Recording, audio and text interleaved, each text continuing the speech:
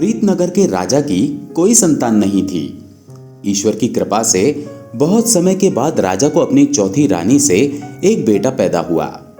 पूरे राज्य में खुशियां मनाई गईं। इस मौके पर अगर कोई खुश नहीं था तो वो थी राजा की पहली 3 पत्नियां, जिन्हें अभी तक संतान नहीं हुई थी। छोटी रानी और राजा की खुशियां उनसे बर्दाश्त नहीं हुई। उन तीनों ने यह फैसला कर लिया कि वो पैदा हुए नन्हे राजकुमार को अपने रास्ते से हटा देंगी, और इस काम के लिए उन्होंने एक योजना भी बना ली। वे तीनों जानती थीं कि राजा ज्योतिष विद्या पर बड़ा ही विश्वास करते हैं और अवश्य ही अपने नन्हे राजकुमार की जन्म कुंडली बनवाने के लिए वो राज ज्योतिष को बुलाएंगे। इसके बाद तीनों रानियों ने राज ज्योतिषी को अपने पास बुलाया और उसे गहनों से भरा हुआ एक थैला दिया और उनसे कहने लगी, राज ज्योतिष जी, ये सारा धन आपका हो सकता है, बस आपको हमारा एक काम करना है, और वो ये है कि जब महाराज आपसे राजकुमार की जन्म कुंडली बनवाएं तो आप ऐसी जन्म कुंडली तैयार कीजिएगा जिसमें राजकुमार के बारे में सिर्फ बुराइयां ही बुराइयां हों। कुछ ऐसा कीजिएगा कि महाराज राजकुमार को इस महल से उठाकर बाहर फेंक दें। वो राज ज्योतिषी धन के लालच में उन तीनों रानियों की बात मान गया। राजा ने राज ज्योतिषी को अपने पास बुलाया और कहने लगा, जोशी जी, आप जरा अपनी ज्योतिष विद्या को देखकर बताइए कि इस नन्हे राजकुमार का भाग्य कैसा है। ज्योतिषी ने राजकुमार पर एक नजर डाली। राजकुमार, जो कि आम बच्चों से थोड़ा बड़ा और वजन में भारी था, उसे देखकर ज्योतिषी अपनी पोथी खोलकर बैठ गया। उसकी समझ में नहीं आ रहा था कि वो राजकुमार की किस तरह से बुराई करे जिससे राजा को राजकुमार से नफरत होने लगे। कुछ देर के बाद लालची ज्योतिषी की आंखों में चमक आ गई। वो कहने लगा, महाराज, आपकी हमेशा जय हो। मैंने राजकुमार के भाग्य की पड़ताल कर ली है। इसके भाग्य में कोई भी ऐसी अच्छी खबर नहीं है जो मैं आपको बता सकूं, इसलिए मैं कुछ कहना नहीं चाहता। राजा ने हैरान होकर कहा, ज्योतिषी जी, आप जो भी कहना चाहते हैं बिना किसी डर के कहें। हम राजकुमार के भाग्य के बारे में जानने के लिए बहुत ही उत्सुक हैं। ज्योतिषी एक कुटिल सी मुस्कान चेहरे पर लाता है और फिर कहने लगता है, महाराज, राजकुमार बड़ा होकर बहुत ही बहादुर और ताकतवर तो होगा, लेकिन साथ ही वो बहुत ही घमंडी भी होगा। आप चाहें तो इसे गोद में उठाकर देख लें कि ये आम बच्चों से बहुत ही भारी है। राजा ने बच्चे को अपनी गोद में उठाकर देखा तो उसे ज्योतिषी की बात सच मालूम हुई। राजा ने अपने आप को संभालते हुए ज्योतिषी से कहा, यह कोई इतनी बुरी बात नहीं है जिसे बताते हुए तुम हिचकिचा रहे थे। ज्योतिषी कहने लगा, हुजूर, मतलब की बात तो अभी आगे आने वाली है।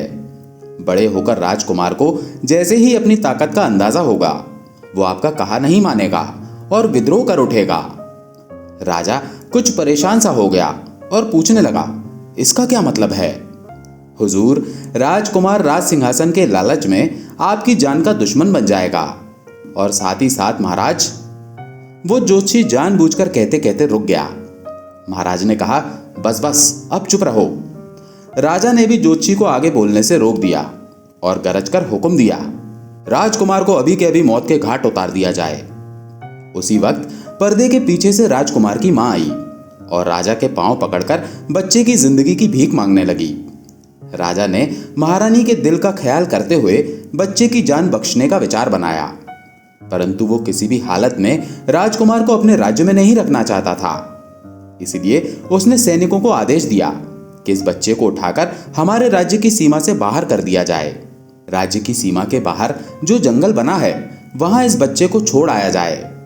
रानी ने कहा, महाराज, वहां तो खतरनाक जंगली जानवर रहते हैं, हमारे बच्चे का जीवन वहां पर सुरक्षित नहीं होगा। राजा ने कहा, महारानी, हमने आपकी इच्छा को ध्यान में रखते हुए इस बच्चे की जान बख्श दी है, मगर हम इसे अपने राज्य में रहने नहीं दे सकते। रानी बेचारी रोती बिलखती अपने कमरे में चली गई। अगले दिन तड़के सवेरे ही सैनिक राजकुमार को एक कपड़े में लपेटकर राज्य की सीमा से बाहर एक जंगल में एक पेड़ के नीचे लिटाकर वापस लौट आए। काफी देर तक वो बच्चा चुपचाप लेटा रहा, मगर जब भूख उसे सताने लगी तो वो रोने लगा। तभी नजदीक से गुजरते हुए एक चरवाहे ने राजकुमार के रोने की आवाज सुनी। वो अपनी भेड़ बकरियों को वहां पर चरा रहा था। बच्चे की आवाज सुनकर वो आवाज की दिशा में चलने लगा और जल्दी ही वो राजकुमार तक पहुंच गया। उसने जब इतने सुंदर बच्चे को चादर में लिपटे हुए देखा तो उसे अपनी गोद में उठा लिया भूखे राजकुमार को उसने बकरी का दूध पिलाया और फिर दोपहर के समय वो राजकुमार को अपने घर लेकर आ गया। चरवाहे की पत्नी ने जब बच्चे को देखा तो वो बहुत खुश हुई। चरवाहे ने अपनी पत्नी को सारी बात बताई। चरवाहे की पत्नी ने देखा कि बच्चे ने बड़े ही कीमती कपड़े पहने हुए हैं। उसने बच्चे के कीमती कपड़े उतार दिए और बच्चे को साधारण कपड़े पहना दिए, जिससे कि कोई भी उस पर शक न कर सके कि ये बच्चा उसका नहीं है। इसके बाद राजकुमार का पालन पोषण चरवाहे के घर पर ही होने लगा। बच्चे की असाधारण ताकत का अंदाजा सबसे पहले चरवाहे की पत्नी को ही हुआ। असल में हुआ यूं कि एक दिन वो राजकुमार को गोद में लिए बैठी थी। अचानक बच्चा उसकी उंगलियों से खेल रहा था। तभी उसे कोई काम याद आया। वो उंगलियां छुड़वाकर जाना चाहती थी, परंतु छोटे से बच्चे की पकड़ इतनी मजबूत थी कि चरवाहे की बीवी लाख कोशिश करने के बाद भी अपनी उंगली न छुड़वा सकी, जब तक कि बच्चे ने खुद ही उसका हाथ नहीं छोड़ दिया। चरवाहे की पत्नी ने इस बात का जिक्र चरवाहे से किया तो चरवाहा कहने लगा, भाग्यवान, ये कोई साधारण बच्चा नहीं है, तुम्हें इसका खास तौर पर ध्यान रखना होगा। साथ ही साथ इसे ये भी समझाते रहना कि गुस्से को पी जाना बहादुर लोगों का काम होता है। उसकी पत्नी कहने लगी, अभी तो ये छोटा है, जब कुछ बड़ा हो जाएगा तो इसे समझा दूंगी। जैसे जैसे राजकुमार बड़ा होता गया उसकी असाधारण ताकत और भी बढ़ती गई। एक बार सांप ने उस पर हमला किया तो उसने अपने जूते तले सांप को मसल दिया। बकरियों पर एक भेड़िए ने हमला किया तो उसने भेड़िए के मुंह से बकरी को छुड़वाने के लिए भेड़िए का मुंह चीर दिया। गांव के बाकी लड़के उसे लंबू लंबू कहकर चिढ़ाते थे, लेकिन वो उनसे कुछ न कहता, क्योंकि उसकी माँ ने उसे सिखाया था कि गुस्से पर काबू करना सीखो। एक दिन की बात है, चरवाहा अपने घर पर पहुंचा तो उसके साथ 2 मुसाफिर और थे। दोनों मुसाफिर लंबे तगड़े और योद्धाओं जैसे मालूम पड़ते थे, जिनके पास अपनी अपनी तलवारें थी। इन हथियारों को देखकर अंदाजा होता था कि अवश्य ही ये तलवार चलाना भी जानते हैं। दोनों ही मुसाफिरों की खूब आवभगत की गई। वहां से विदा होने के समय उन मुसाफिरों ने चरवाहे से कहा, तुम्हारा बेटा हमें बहुत ही खास मालूम पड़ता है। ये एक बेशकीमती हीरा है जिसकी खूबियों को तराशा जाना चाहिए। हमारी बात मानो तो हम इसे युद्ध कला में निपुण बना देंगे। ये जरूर राजा की सेवा में कोई बड़ा पद हासिल कर लेगा। चरवाहे को मुसाफिरों की बात पसंद आ गई। उसने मुसाफिरों को अनुमति दे दी कि वो जिस तरह भी चाहे राजकुमार को शिक्षा दें। कुछ दिन तक मुसाफिर वहीं पर रहे। उन्होंने राजकुमार को तलवार चलाना, घुड़सवारी और बाकी सभी युद्ध कलाएं भी सिखा दी। बहुत ही कम समय में राजकुमार ने यह सब कुछ सीख लिया। जब मुसाफिरों ने वहां से चलने का फैसला किया, तब चरवाहे और उसकी पत्नी ने भी अपने बेटे को उनके साथ जाने की अनुमति दे दी, क्योंकि वो भी चाहते थे कि उनका बेटा कोई बड़ा आदमी बने। वे तीनों अपने अपने घोड़े पर सवार होकर आगे के सफर के लिए निकल गए। चलते चलते वो अपने राज्य की सीमा पार कर चुके थे। दोपहर का समय हो चुका था। उन तीनों ने कुछ आराम करने का फैसला किया। जिस जगह पर वो अपने घोड़े से उतरे, वो जगह एक शाही बगीचा था और उस जगह पर राजा का महल बनने वाला था। बगीचे में तरह तरह के फूल और पेड़ लगे हुए थे। तीनों इस बात से अनजान थे कि ये एक राजा का बगीचा है। उन्होंने बगीचे के एक बड़े ही सुंदर हिस्से में पेड़ के साथ अपने घोड़े बांध दिए और पेड़ों की छांव में आकर आराम से खर्राटे लेने लगे। उसी समय राजा अपने महल के निर्माण कार्य को देखने के लिए उस तरफ निकल आया था। उसके साथ कुछ सिपाही भी थे। राजा जब अपने बगीचे का मुआयना कर रहा था, तब वो उस तरफ निकल आया जहां वो तीनों लेटे हुए खर्राटे ले रहे थे। राजा को यह देखकर बड़ा ही गुस्सा आया कि 3 मामूली मुसाफिर बिना उसकी आज्ञा के शाही बगीचे में कैसे घुस आए। उसने अपने सैनिकों को आदेश दिया कि इन्हें जगाओ और मारकर यहां से भगा दो। सिपाही उन तीनों के पास पहुंचे और गरजकर उन्हें जगाया। जब तीनों की नींद खुली तो उन्होंने अपने आप को सिपाहियों से घिरा हुआ पाया। वो अपने अपने हथियार उठाकर सिपाहियों को ललकारने लगे। सिपाहियों ने कहा, हमसे मुकाबला करना बेकार है। हम तुम्हें गिरफ्तार करके राजा के पास ले जाएंगे। इसी में तुम्हारी भलाई है, वरना तुम तीनों अपनी जान से हाथ धो बैठोगे। दोनों मुसाफिरों में से एक बोला, मुकाबला करके देख लो। मैं एक वक्त में 5 और मेरा साथी एक वक्त में 10 आदमियों का सर उखाड़ सकता है, और हमारे तीसरे साथी की तो तुम बात ही मत करो। वो तो एक वक्त में 50 आदमियों के सिर भुट्टे की तरह उखाड़ सकता है। ये कहकर वो सिपाहियों के साथ भिड़ गए। राजा के कई सिपाही मौत के घाट उतर गए। जो बच गए वो भागकर राजा के पास आए और कहने लगे, महाराज, वे तीनों कोई मामूली आदमी नहीं है। वे तो कोई बहुत ही बहादुर योद्धा मालूम पड़ते हैं। उन पर काबू करने के लिए हमें अपनी पूरी सेना लेकर जाना पड़ेगा। ये सुनकर राजा चौंक गया और अपने घोड़े से उतरकर उन तीनों के नजदीक पहुंचा। राजा को अपने पास आता देखकर उन तीनों ने अपने हथियार नीचे कर लिए। राजा उनके पास जाकर कहने लगा, तुम तीनों कौन हो और कहां से आए हो? हमने तुम्हारी बहादुरी देखी, सचमुच तुम तीनों बहुत ही अच्छे योद्धा हो। इसके बाद राजा राजकुमार की तरफ देखकर कहने लगा, खास तौर पर तुमने तो एक ही बार में हमारे कई सैनिकों को धाराशायी कर दिया। हम तुम जैसे बहादुरों की कद्र करते हैं। हमें अपना परिचय दो, तुम लोग कौन हो? तब वो दोनों मुसाफिर कहने लगे, महाराज, हम दोनों तो आपके पड़ोसी राज्य के राजा की सेना में सैनिक हैं, जो अपने रिश्तेदारों से मिलने के लिए आपके राज्य में दाखिल हुए थे। परंतु ये जो युवक आपके सामने खड़ा है, जो बहुत ही शक्तिशाली है, इसको अभी काम की तलाश है। हमारी माने तो आप इसे अपनी सेवा में रख लीजिए, यह आपके बहुत काम आएगा। राजा उन तीनों को लेकर अपने महल में पहुंचा। राजा ने अपने कुछ गुप्तचरों को भेजकर उन दोनों मुसाफिरों की बात की सच्चाई जाननी चाहिए। गुप्तचरों ने मुसाफिरों के द्वारा कही गई बात को सही बताया। जब राजा को संतुष्टि हो गई तो उसने राजकुमार को अपनी सेना में सेनापति के तौर पर रख लिया और बाकी दोनों मुसाफिरों को बहुत सा इनाम देकर विदा किया। अब राजकुमार एक सेनापति के तौर पर राजा की सेना में काम करने लगा। उसने राजा के लिए कई युद्ध जीते, जिससे राजा बहुत ही प्रभावित हुआ। एक दिन राजा ने यह घोषणा कर दी कि वो अपनी इकलौती बेटी की शादी सेनापति के साथ करेगा। उनकी शादी की तैयारियां जोर शोर से शुरू कर दी गईं। राजकुमार की परवरिश करने वाले चरवाहे और उसकी पत्नी को भी महल बुलाया गया। महल में उनका पूरा सम्मान किया गया। राजा ने खास तौर पर उनका स्वागत किया। दोनों पति पत्नी इस सम्मान को पाकर बड़े ही खुश हुए और वो हैरान भी हुए जब उन्हें पता चला कि राजकुमारी से उनके बेटे की शादी होने जा रही है। तब चरवाहे की पत्नी ने चरवाहे से कहा, हमें महाराज को सारी सच्चाई बता देनी चाहिए। कहीं ऐसा ना हो कि राजकुमारी को जब बाद में सच्चाई का पता चले तो वो हमारे बेटे की इज्जत ना करे।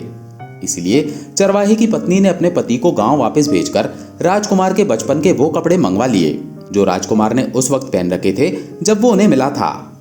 वो कपड़े लेकर पति पत्नी राजा के पास गए और उन्होंने राजा को पूरी सच्चाई बता दी। वो कहने लगे, महाराज, जिसे आप अपना दामाद बनाना चाहते हैं, असल में वो हमारा बेटा नहीं है। ये कहते हुए उन्होंने राजा को सारी कहानी सुना दी। साथ ही राजकुमार के बचपन के कपड़े भी महाराज को दिखाए। उन कपड़ों को देखकर राजा कहता है, ये कोई मामूली कपड़े नहीं है। तुम्हारा बेटा अवश्य ही किसी बड़े खानदान का वारिस है। मैं शादी के मौके पर आसपास के सभी राजाओं को निमंत्रण भेजूंगा और ये कपड़े इस पुतले को पहनाकर अपने महल में रखूंगा। ये सुनकर चरवाहे और उसकी पत्नी ने कहा, महाराज, अब हमें यहाँ से चलना चाहिए। राजा ने कहा, यह बात सच है कि मेरा होने वाला दामाद आपका बेटा नहीं है, लेकिन आप लोगों ने ही पाल पोसकर उसे बड़ा किया है। वो तो आप दोनों को ही अपना माता पिता समझता है। आप उसे सच्चाई मत बताइएगा, खुद को मेरा रिश्तेदार ही समझें। दोनों पति पत्नी ने महाराज का शुक्रिया अदा किया और फिर महल के उस हिस्से में चले गए जहां उनके ठहरने की व्यवस्था की गई थी। राजकुमार और राजकुमारी की शादी में आस पड़ोस के राजा महाराजा और उनकी पत्नियां सभी लोग आए हुए थे। उन मेहमानों में राजकुमार के असली माता पिता भी शामिल थे। शादी समारोह के बाद सभी को शाही दावत के लिए आमंत्रित किया गया।